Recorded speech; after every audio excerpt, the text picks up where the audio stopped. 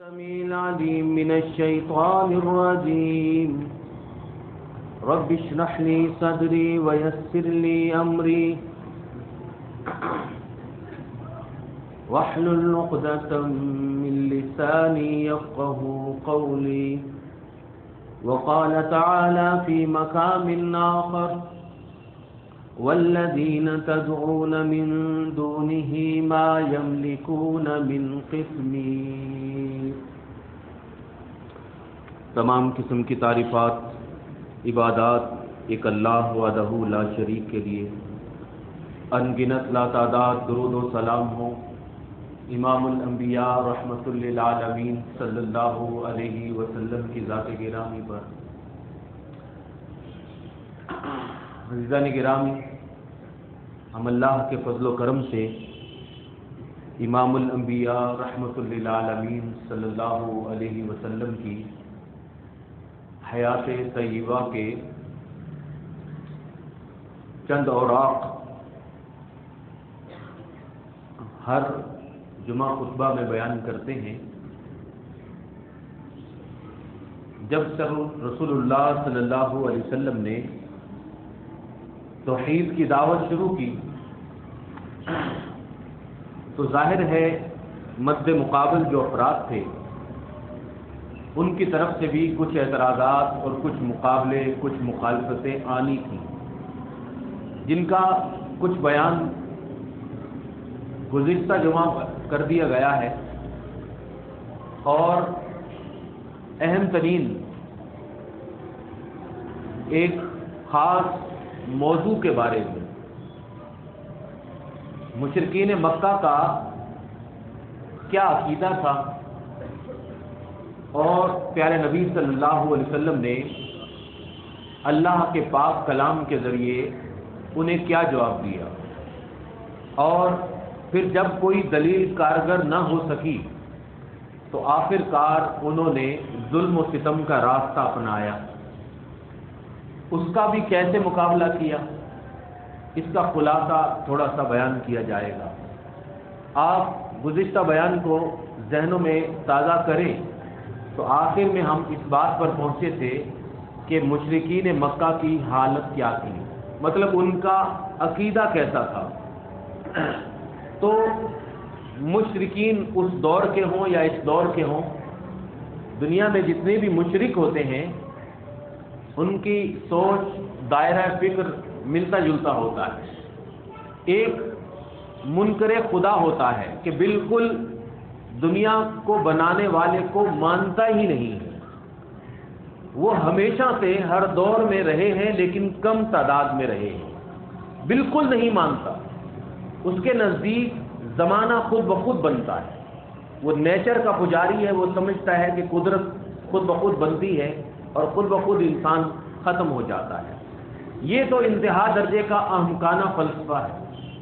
یہ سوچ جو کمیونزم نے دنیا میں پھیلائی کہ یہ دنیا خود بخود بن گئی اور پھر خود بخود مٹ جائے گی، اس کو کوئی بنانے والا نہیں ہے، تو یہ تو احمقانہ تھا اور بے وقوفانہ سوچ تھی۔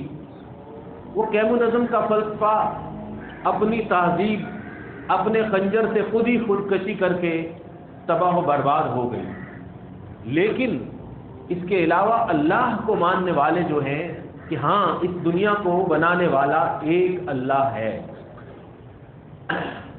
وہ تمام عیسائی بھی یہی، قوم یہود کا بھی یہی عقیدہ ہے، اور جو سب سے بڑے اس وقت دنیا میں مشرک سوچ کو لیے ہوئے ہیں ہندو، وہ بھی کہتے ہیں کہ بنانے والا کوئی ہے، اور اس کے لیے اوپر کے الفاظ بھی استعمال کرتے ہیں کہ اوپر والے نے بنایا۔ اب کون ہے وہ اللہ، اس کے بارے میں ان کی سوچ بہت ناقص ہے، لیکن مانتے ضرور۔ سکھ مذہب کا بھی یہی کہنا ہے کہ اللہ کو بنانے والا ہے۔ تمام دنیا کے مسلمان جو 1 ارب سے زیادہ ہیں، اپنی تمام تر خامیوں کوتاہیوں کے باوجود اللہ کو مانتے ہیں کہ بنانے والا ایک اللہ ہے۔ یہی بالکل دین ابراہیم علیہ السلام کے ماننے والے مشرکین مکہ کی بھی یہی حالت تھی کہ وہ ایک اللہ کو مانتے تھے کہ اللہ ہے، ٹھیک ہے، خالق بھی وہی ہے، رازق بھی وہی ہے، مالک بھی وہی ہے، بادشاہ حقیقی بھی وہی ہے، لیکن اب یہاں سے شرک جو شروع ہوتا ہے، وہاں عیسائی، یہودی، ہندو اور مشرکین مکہ، موجودہ دور کے مشرکین، ہر کسی کی یہی سوچ یہاں پر آ کے رک جاتی ہے کہ اللہ کی توحید کو، اس کو ایک مانتے ہوئے بھی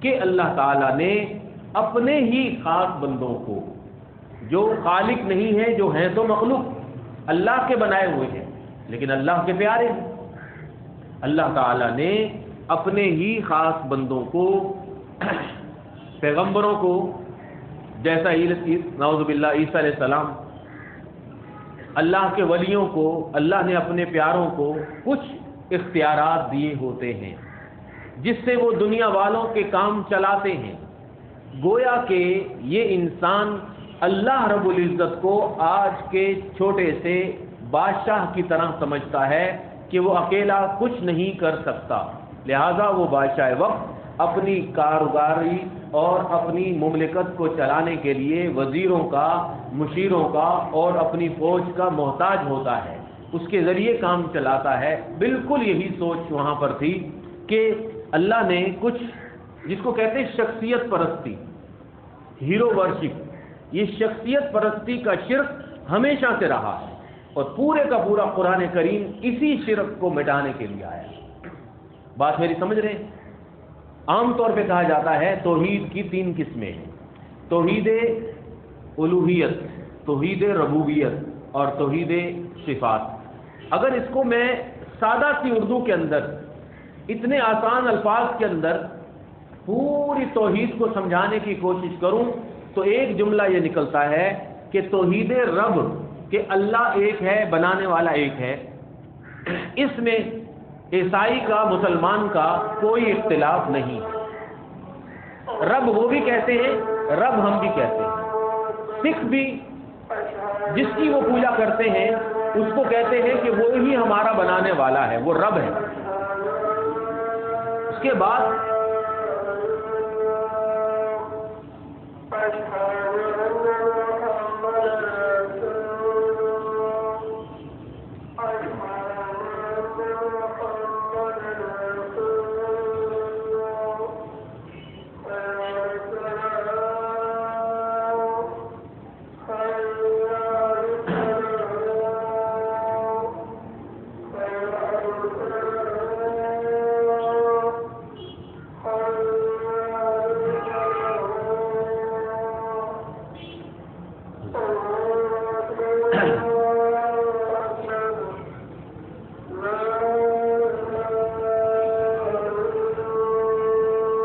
توحید ربوبیت کی بات کر رہا تھا کہ توحید ربوبیت کہ رب ایک ہے، بنانے والا، پرورش کرنے والا، پالنے والا ایک ہے۔ اس سوچ میں، اس عقیدے میں دنیا کے اندر کوئی اختلاف نہیں ہے، سب کہتے ہیں کہ جی بنانے والا ایک ہے، وہ اللہ ہے، ٹھیک ہے۔ اب اس کے بعد توحید الوہیت، جس کو ہم کہتے ہیں لا الہ الا اللہ، جو ہمارا کلمہ ہے، تو کلمے کے اندر اللہ رب العزت کا الہ کہا گیا ہے۔ الہ کا مطلب یہ ہے کہ جب وہ پیدا کرنے والا ہے اللہ، جب وہ رب العالمین ہے، جب وہ بنانے والا ہے، جب وہ رزق دینے والا ہے، تو پھر عبادت کے لائق بھی وہ اکیلا ہی ہے۔ عبادت کے معاملات کے اندر پھر کسی کو ہم شریک نہ کریں۔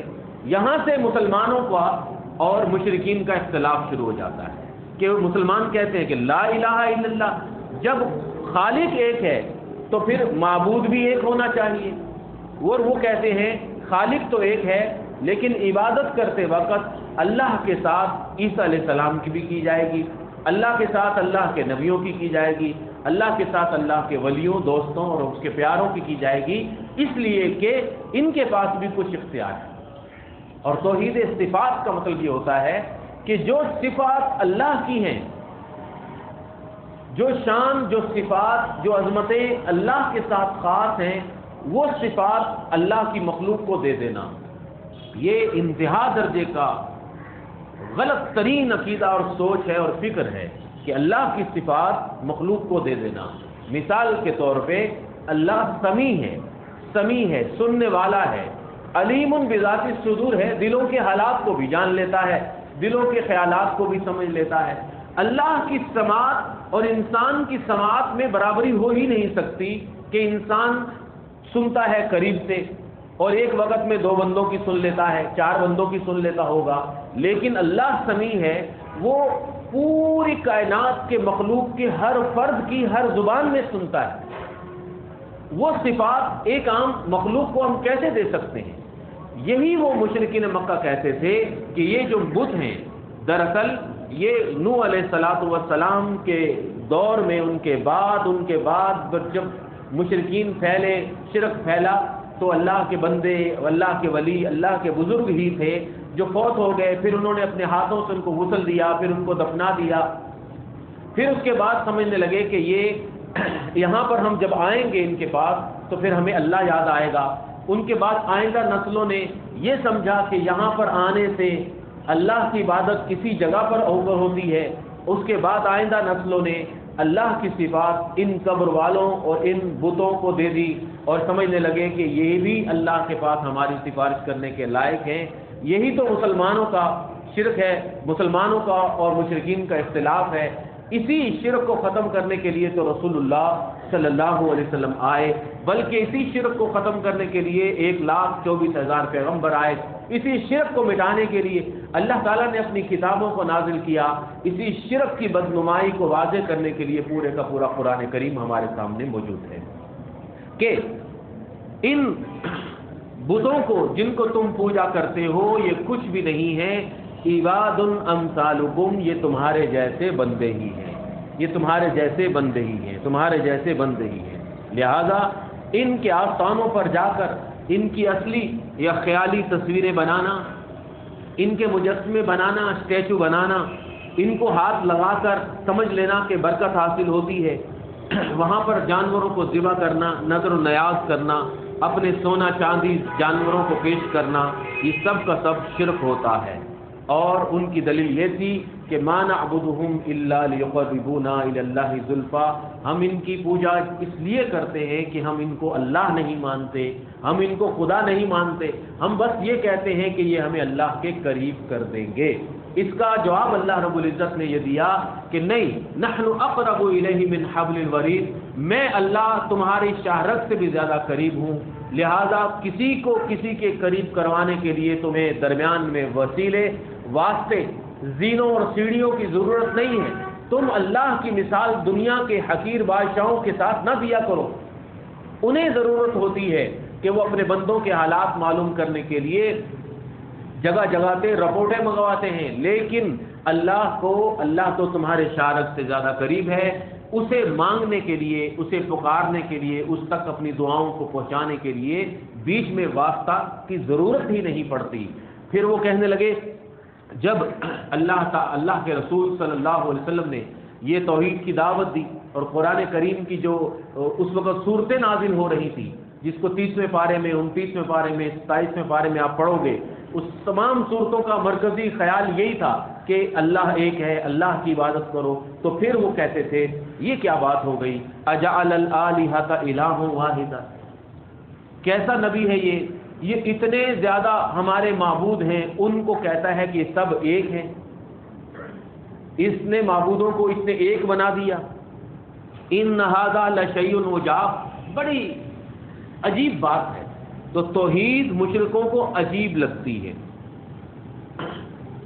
پھر وہ کہتے تھے ما سمعنا بھذا فی الملۃ الآخرہ, یہ بات آج سے پہلے ہم نے کسی اور دین میں نہیں سنی, کسی بھی شخص سے نہیں سنی کہ تمام معبودوں کو چھوڑو اور ایک اللہ کی عبادت کرو. اللہ رب العزت نے قرآن کریم میں ان کو دعوت فکر دی, سوچ ان کی ابھاری اور ان سے پوچھا کہ تم نے یہ کہاں سے سنی, تم نے جو شرک کیا یہ تم نے کہاں سے لیا. اب اس بات پہ آ جاؤ کہ یہ جو تمہارا شرک ہے یہ تم نے کہاں سے لیا. ام عندہم الغیب فہم یکتبون, اللہ رب العزت نے فرمایا کہ کیا کوئی غیب سے تمہارے پاس فرشتہ آتا ہے جو تمہیں بتاتا ہے کہ اللہ کے ساتھ, اللہ کے پیاروں کو بھی شریک ٹھہرانا چاہیے، وہ بھی اولاد دینے بگڑی بنانے پر قادر ہے، کیا تمہیں کوئی بتاتا ہے؟ ایتونی بکتاب من قبل ھذا، کوئی کتاب ہے تمہارے پاس اللہ کی جس میں یہ لکھا ہو کہ اللہ نے کہا ہے کہ میرے ساتھ ان کو بھی پکارو؟ یہ اللہ رب العزت قرآن کریم میں ہمیں فرما رہے ہیں۔ آپ دیکھیں گے کہ اتنی کھل کر اتنی وضاحت سے قرآن کریم کے اندر تعلیمات توحید موجود ہیں، اور ہماری مسلمان قوم سب سے زیادہ اگر کسی چیز سے دور ہے تو وہ قرآن کریم کی تعلیمات سے، قرآن کریم کے ترجمے اور اس کے تفہیم سے۔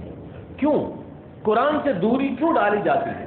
اس لیے کہ جو قرآن کے قریب ہو گیا پھر وہ اصل توحید کو جان لے گا، پھر وہ اللہ کی توحید اور اللہ کے معرفت کو پہچان لے گا، اس کے دل میں پھر اللہ کی محبت جاگزی ہو جائے گی، پھر وہ دنیا داروں کے دکانداروں کو میلے ٹھیلوں کو ماننے سے انکار کر دے گا۔ لہذا شیطان مسلمان کو جیسے جیسے شرک کے جال میں پھیلاتا ہے بالکل اسی طرح قرآن کریم سے ان کو دور کرتا چلا جاتا ہے۔ کس طرح قرآن میں کھل کر بات کی؟ کوئی کتاب ہے اللہ کی جس میں اللہ نے حکم دیا ہو کہ تم ان کو اللہ کے قریب سمجھو؟ پھر آخری جواب مشرکین مکہ کا یہ تھا کہ بس کیا کریں، بل نتبع ما وجدنا علیہ آباءنا، ہم نے اپنے باپ دادا کو یہی کرتے پایا ہے۔ قالوا انا وجدنا آباءنا علی امۃ وَإِنَّا عَلَىٰ آثَارِهِمْ مُهْتَدُونَ، ہم نے اپنے ماں باپ کو یہی کام کرتے دیکھا تھا، ہم اپنے ماں باپ کے پیچھے پیچھے چلتے ہیں، انہی کی ڈگر پر چل رہے ہیں۔ اللہ تعالی نے کھل کر بتایا ان اللہ یعلم وانتم لا تعلمون، تم اپنے آباء و اجداد کی حالت سے ابھی واقف نہیں ہو، اللہ جانتا ہے کہ اب وہ کہاں ہیں، وہ جو تمہارے آباء و اجداد شرک پر مر گئے وہ کہاں ہیں، اللہ جانتا ہے، تم نہیں جانتے۔ ان الذین تدعون من دون اللہ عباد امثالکم، ارے احمقو، بے وقوفو، جن کو تم اللہ کے علاوہ پکارتے ہو، جن کے سامنے تم اللہ کے علاوہ ماتھے ٹیکتے ہو، جن کی چوکھٹوں پر تم اللہ کے علاوہ سجدے کرتے ہو، وہ تمہاری طرح کے انسان تھے، بولتے چالتے تھے، کھاتے پیتے تھے، لیکن پھر ایک وقت آتا تھا کہ اعلان ہو جاتا تھا کہ وہ فوت ہو گئے۔ فوت ہونے کا مطلب یہ ہوتا تھا کہ اب نہ یہ سن سکتا ہے، نہ بول سکتا ہے، نہ کھا سکتا ہے، اور اس کی حالت اب یہ بھی ہو گئی ہے کہ اب وہ نہا بھی نہیں سکتا، لہذا تم اپنے ہاتھوں سے اس کو غسل دیتے ہو۔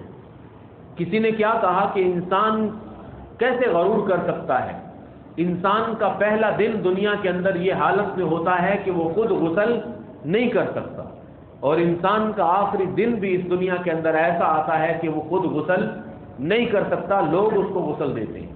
جب غسل دینے کے بعد تم نے دفنا دیا تو پھر اللہ کے بندو اب یہ کیسے تمہاری سنے گا، تمہاری حالتوں کو جانے گا، اب تمہارے ساتھ یہ کیسے تعلق قائم کرے گا؟ جن کو تم اللہ کے علاوہ بلاتے ہو عباد الامثالکم، وہ تمہارے جیسے بندے ہیں۔ کیسے کھل کر اللہ رب العزت نے اس انسان کی حالت کو واضح کر کے بتا دیا۔ پھر یہ بھی فرمایا ان یطلبہم الذباب شیئا لا یستنقذوہ، یہ جن کو تم اپنا معبود سمجھتے ہو اس کی بے بسی کی حالت دیکھو، اگر مکھی ان کے سامنے سے کھانا اٹھا کر لے جائے تو یہ مکھی کو اڑا بھی نہیں سکتے۔ ضعف الطالب والمطلوب، جو ان سے مانگتا ہے وہ بھی کمزور ہے، جن سے مانگا جا رہا ہے وہ بھی کمزور ہے، سائل اور مسئول دونوں کمزور ہیں، یہ دونوں مخلوق ہیں اللہ کی، یہ مانگ رہا ہے وہ دے رہا ہے، یہ دونوں اللہ کی مخلوق ہیں، یہ کچھ نہیں کر سکتے۔ پھر اللہ رب العزت نے فرمایا کہ ما والذین تدعون من دونہ ما یملکون من قطمیر، اس کی حالت یہ ہے کہ جن کو تم اللہ کے علاوہ پکارتے ہو، یہ کھجور کی جو گٹھلی ہے نا، کھجور کے اندر جو گٹھلی نکلتی ہے، اس گٹھلی کے بھی مالک نہیں ہے. اس گٹھلی کے اوپر چھلکا ہوتا ہے, اس چھلکا دیکھا ہے باریک سا, اس کو بھی نہیں بنا سکتے. اس گٹھلی کے اندر باریک سی بال نما پردہ ہوتا ہے, اس کو بھی یہ بنا نہیں سکتے. وَيَوْمَ الْقِيَامَةِ سب سے بڑی بات سمجھیں, قیامت کا دن ہوگا. یکفرون بشرککم, یہ سب لوگ اللہ کے سامنے کھڑے ہو کر تمہارے شرک کا انکار کریں گے. کہیں گے کہ اللہ ہم تیرے بندے تھے, ہم تیری توحید کو پھیلاتے پھیلاتے دنیا سے چلے گئے, ہمارے بعد انہوں نے ہمارے مجسمے بنائے, ہماری قبروں پہ سجدے کیے, لہذا ہمارا ان کے ساتھ کوئی واسطہ نہیں ہے. عیسیٰ علیہ السلام کو دنیا میں سب سے زیادہ پوجا جاتا ہے, انہیں خدا بنایا جاتا ہے. وہ اللہ کے سامنے کھڑے ہو کر کہیں گے کہ اے اللہ تو جانتا ہے, میں نے اور میری ماں مریم علیہ السلام نے ان کو کبھی نہیں کہا تھا کہ اپنے چرچوں میں میری تصویریں بنانا, میرے مجسمے بنانا اور میری ہی پوجا کرنا, میں نے کبھی نہیں ان کو کہا. اے اللہ تیرے بندے ہیں, تیری مرضی, اب تو ان کے ساتھ جو کچھ کر. آپ بتائیں مجھے, اللہ کے حبیب امام الانبیاء رحمت للعالمین صلی اللہ علیہ وسلم اللہ کے سامنے کھڑے ہو کر لوگوں کے شرک کا دفاع کریں گے؟ کبھی نہیں کریں گے. وہ کہیں گے کہ اللہ اس توحید کی خاطر تو میں نے اپنے رشتہ داروں کو چھوڑا, ان کی ماریں برداشت کی, میرے ماننے والوں نے, میرے صحابہ نے اپنی جانیں قربان کی. میرے دنیا سے جانے کے بعد اگر یہ مجھے اللہ کا نور سمجھنے لگے اور مجھے بگڑی بنانے والا سمجھنے لگے اور مجھے پکارنے لگے تو اس میں میرا کوئی قصور نہیں. اللہ کا ایک بندہ ہے, پیارا بندہ ہے, عبد القادر جیلانی رحمت اللہ علیہ. تمام افراد فرمائیں رحمت اللہ علیہ. کیا بتائیں مجھے, وہ قیامت کے دن اللہ کے سامنے کھڑے ہو کر کہے گا کہ اللہ تو بھی مدد دینے والا ہے اور میں بھی غوث اعظم ہوں, کہے گا وہ. کبھی کسی سے پوچھیں, بھلا بے وقوفوں کیا لکھتے ہو تم اپنی دیواروں پہ, اپنے گھروں پہ, اپنی دکانوں پہ, اپنی گاڑیوں پہ, کیا لکھ رہے ہو؟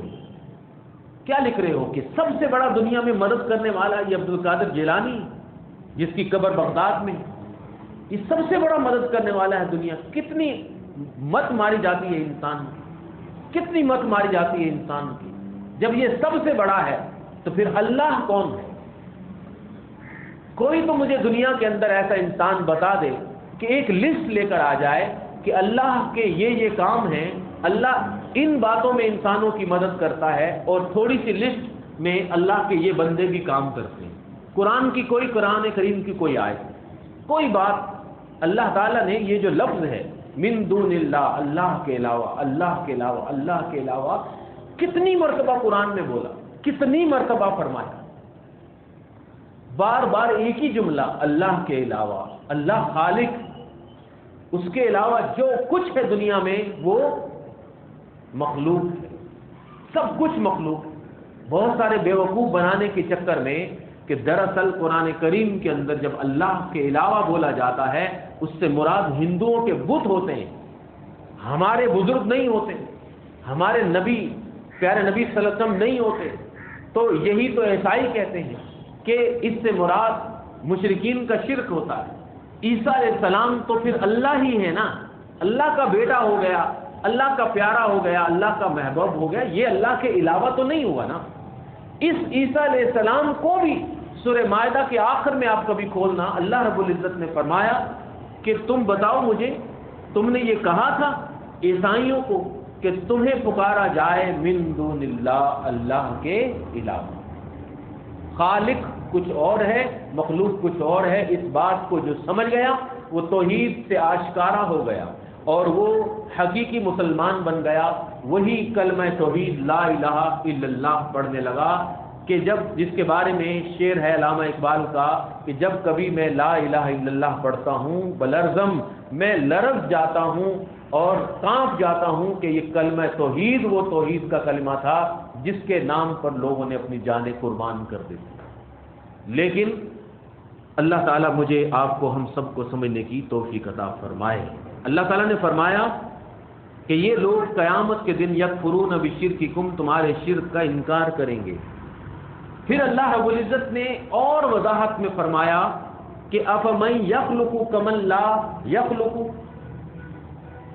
سوچو وہ جو خالق ہے اور وہ جو مخلوق ہے، کیا یہ دونوں برابر ہیں؟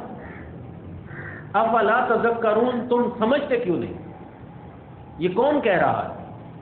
یہ خالق کائنات کہہ رہا ہے، جس نے اپنے بندوں کو بنایا ہے اور اپنے بندوں کو بنا کر فرمایا کہ میں نے تمہیں جنت کے لیے بنایا ہے، میں نے تمہیں اپنی رحمت کے لیے بنایا ہے۔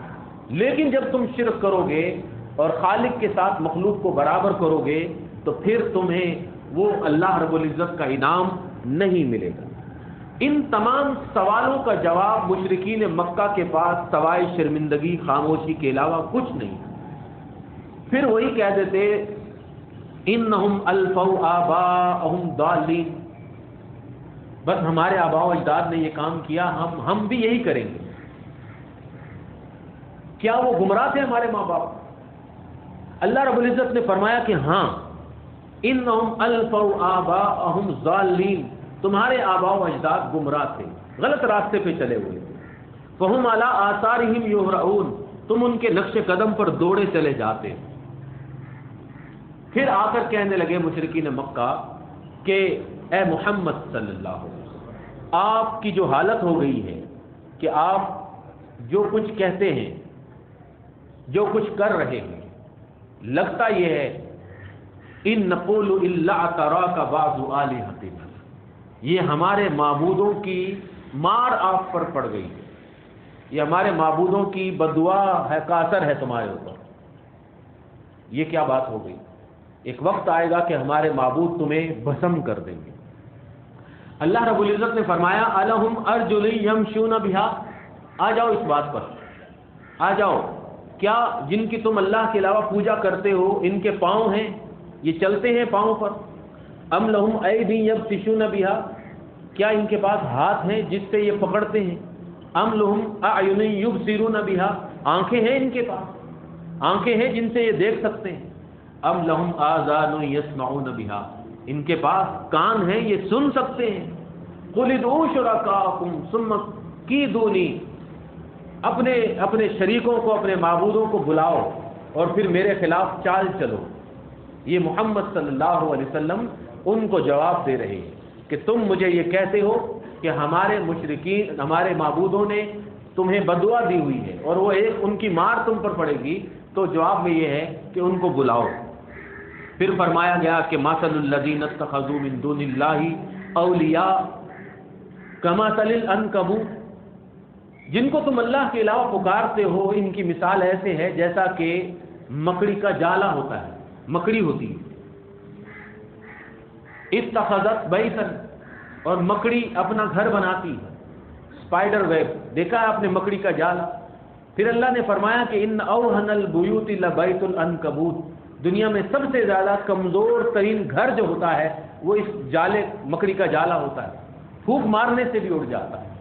ایسی تمہارے معبودوں کی مثال ہے۔ اس وقت وہ بھڑک اٹھتے اور پھر نعوذ باللہ مسلمانوں کے سامنے اللہ کی شان میں گستاخی کرتے، قرآن لے کر آنے والے کو برا کہتے اور محمد الرسول اللہ صلی اللہ علیہ وسلم کو برا کہا کرتے۔ اللہ تعالیٰ نے قرآن کریم میں حکم نازل فرمایا کہ تم کبھی لا تسبوا الذین یدعون من دون اللہ، تم جن کو بھی یہ پوجا کرتے ہیں، کوئی بھی ہیں، ایکس وائی زیڈ، کبھی تم نے ان کو گالی نہیں دینا، کبھی تم نے ان کو برا نہیں کہنا، تم نے ان کا نام عزت سے لینا ہے۔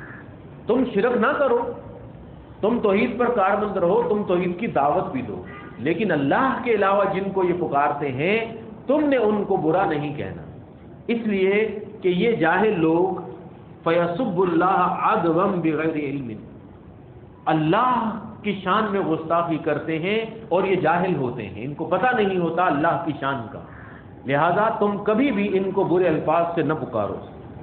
اس وقت جب وہ دلیل سے جواب نہ دے سکے تو پھر مکہ کے اندر ایک گھر بنایا ہوا تھا جس کو دار الندوہ کہتے تھے۔ دار الندوہ کا آج کل کی زبان میں ترجمہ ہے پارلیمنٹ، تو وہ اپنی مجلس بلاتے پارلیمنٹ کے اندر اور پھر وہ مزید بحث کرتے اور سوچتے کہ اب کیا کریں.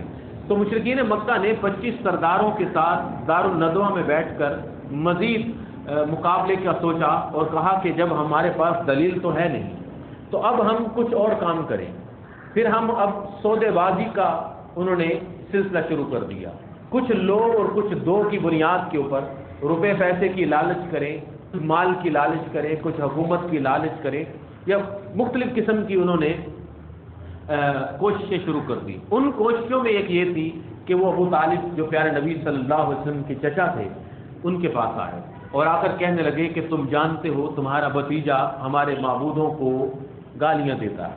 حالانکہ پیارے نبی صلی اللہ علیہ وسلم نے اپنی پوری دعوت توحید کے اندر شرک سے نفرت کے باوجود ان بتوں کو کبھی برے الفاظ سے نہیں پکارا تھا, ان کو کبھی گالی نہیں دی تھی, بلکہ اللہ کا قرآن سنایا تھا. اور قرآن کریم کھل کر بات کر رہا ہے.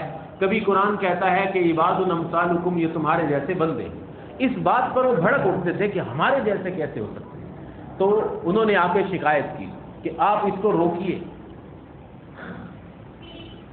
ابو طالب پیارے نبی صلی اللہ علیہ وسلم کو بلاتے ہیں اور بتاتے ہیں کہ میری مجبوری کیسی ہے اور میرے حالات کیسے ہیں کہ پورا مکہ خلاف ہے, سب لوگ آپ کے دشمن بنتے جا رہے ہیں.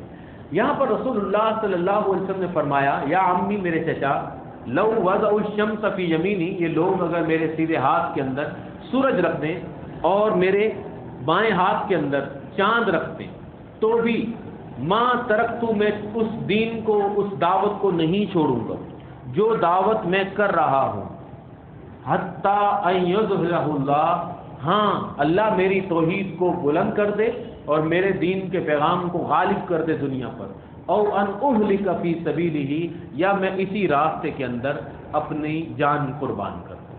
یہ کہہ کر رسول اللہ صلی اللہ علیہ وسلم کی آنکھوں سے آنسو نکل آتے ہیں. تو چچا نے کہا کہ ٹھیک ہے میں تمہارے ساتھ ہوں, تمہیں جو اللہ نے حکم دیا ہے تم اس دعوت کو پھیلاؤ. اس بات کا مطلب یہ تھا کہ جس طرح ان کے لیے ناممکن ہے, یہ میرے ہاتھ پہ سورج اور چاند رکھ نہیں سکتے, میرے لیے بھی ناممکن ہے کہ اب میں اللہ کے پیغام کو آ جانے کے بعد پھیلانے سے انکار کر دوں, اب میں اس توحید کی دعوت کو دنیا تک نہ پہنچا دوں, یہ میرے لیے بھی ناممکن ہے. انہوں نے پھر یہاں پر آ گئے. ایک مرتبہ بیت اللہ کے اندر چند سرداروں نے آپ کو گھیر لیا اور کہا کہ آپ کچھ نرمی دکھائیے, کچھ نرمی کیجئے, آپ ایسے کیجئے کہ 1 سال آپ ہمارے بتوں کی پوجا کریں, 1 سال ہم آپ کے اللہ کی عبادت کیا کریں گے, چلو اس بات پہ آ جاؤ, ہم دونوں مل جاتے ہیں, ٹھیک ہے. تو پیارے نبی صلی اللہ علیہ وسلم پر قرآن کریم کی یہ آیتیں نازل ہو گئیں, قل یا ایھا الکافرون, آپ فرمائیے کہ اے کافرو, لا اعبد ما تعبدون, ایسا نہیں ہو سکتا. کچھ لوگ کچھ دو کی پالیسی نہیں چلتی, یہ دین ہے, یہ اللہ کا دین ہے, اس میں ملاوٹ نہیں چل سکتی, اس میں شرک اور توحید ایک ساتھ نہیں چل سکتا. میں اللہ کی عبادت کرنے والا ہوں, میں تمہارے معبودوں کی پوجا نہیں کر سکتا. تم اپنے معبودوں کی پوجا کرتے ہو, کرتے رہو, لکم دینکم ولی دین, آج کے بعد میرا دین الگ, تمہارا راستہ الگ. توحید اور شرک ایک ساتھ نہیں چل سکتے, مسلمان اور کافر ایک ساتھ نہیں چل سکتے. آپ دیکھیں کہ اللہ تعالیٰ نے ان کو کیا کہا, کافرو. آج کے دور میں لوگ کہتے ہیں کہ کافر کو بھی کافر نہیں کہنا چاہیے, اور اللہ رب العزت نے فرمایا کہ اے کافرو. کافر کا مطلب ہوتا ہے منکر, انکار کرنے والا. تو اردو میں کہو کہ اے انکار کرنے والوں, اور عربی میں کہو کہ اے کفر کرنے والوں. لہذا جو بھی اللہ کی توحید کو نہیں مانتا اور رسول اللہ صلی اللہ علیہ وسلم کی رسالت کو نہیں مانتا, تو پھر وہ اسلام کے مقابلے پر کافر ہوتا ہے, منکر ہوتا ہے اللہ کا. اس کے بعد جو معاملہ شروع ہو گیا کہ انہوں نے ساری کوششیں کرنے کے بعد آخر میں تھک ہار کر دوبارہ میٹنگ بلائی, اور اس میٹنگ کے اندر تقریباً 25 افراد تھے. اس میں آپ کا چچا ابو لہب بھی تھا جو آپ کا پڑوسی بھی تھا. اب اس نے پیارے نبی صلی اللہ علیہ وسلم اور آپ کے اصحاب کے بارے میں ظلم و ستم کا سلسلہ شروع کرنے کی تجویز دی. ابو لہب کے علاوہ اور کوئی بھی شخص پیارے نبی صلی اللہ علیہ وسلم پر ہاتھ نہیں اٹھا سکتا تھا, اس لیے کہ آپ بنو ہاشم کے تھے اور معزز قبیلے کے تھے. آپ کا روب اور دبدبہ لوگوں کے لیے بہت کچھ تھا. کوئی عام آدمی آپ کے بارے میں انگلی نہیں اٹھا سکتا تھا، لیکن یہ چچا بھی تھا، پڑوسی بھی تھا، یعنی آپ کے خاندان ہی کا تھا، لہٰذا یہ آپ کے اوپر پتھروں کی بارش کرتا اور کبھی کبھی آپ زخمی ہوتے، ایڑیوں سے خون بھی بہنے لگتا۔ یہ اس نے ظلم کرتے ہوئے اپنے دو بیٹوں کو کہا جو عتبہ اور عتیبہ تھے اور نبی صلی اللہ علیہ وسلم کے داماد تھے، آپ کی دو بیٹیاں رقیہ اور ام کلثوم سے ان کا نکاح ہو چکا تھا، کہا کہ تم فوراً ابھی کے ابھی جاؤ اور آپ کی بیٹیوں کو طلاق دے دو۔ اس طرح ذاتی روحانی ہر قسم کی ایذا پہنچاتا، اور اس کے بعد پیارے نبی صلی اللہ علیہ وسلم کا ایک طویل سلسلہ ہے جو انشاءاللہ آئندہ بیان کیا جائے گا۔ دعا ہے کہ اللہ تعالی ہمیں سچی اور صحیح توحید کو اپنانے، سمجھنے اور اس پر کاربند ہونے کی توفیق عطا فرمائے۔ وآخر دعوانا ان الحمد